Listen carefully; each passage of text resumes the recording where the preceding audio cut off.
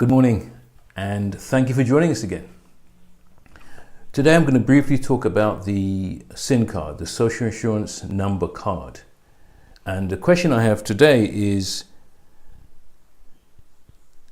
I have received my Social Insurance Number card and have been told that I shouldn't give the number to anybody.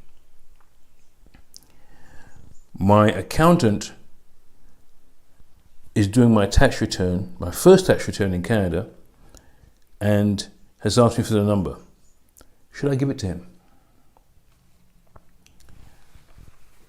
There are three occasions when I can think of that your social insurance number would be required. The first would be your employer. As an employee, as the employer, they are required to make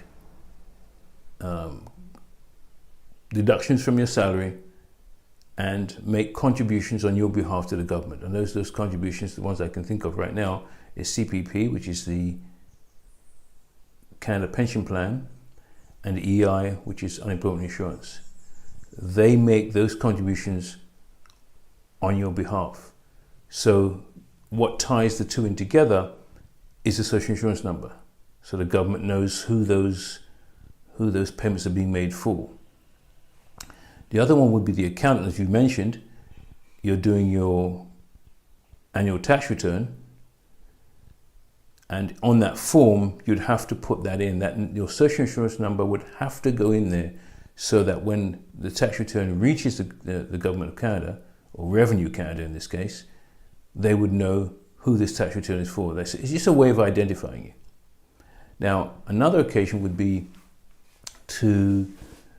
when you're applying for a place to live. Now, when you on the application, when you go to either the landlord or the management company, on the form there, as well as your name, address, and other information they require, there'll be a space on there for your social insurance number. Now, the reason they want that is to pull your credit, or pull your credit file. But in that case, you're not obliged to put it there. You don't have to provide it under those circumstances. But yes, you need to protect that number. Now, there is one other thing you have to be aware of is, and it may or may not have happened as yet, but you're walking through the mall and there is people trying to sell you, trying to get you to sign up for credit cards. So whether it's a store card or whatever it is, it's a credit card. So by all means, you can apply for those things, but you will see right on there that they have a space for you to put your social insurance number. Don't do it. Do protect that number. Anyway, that's it for today.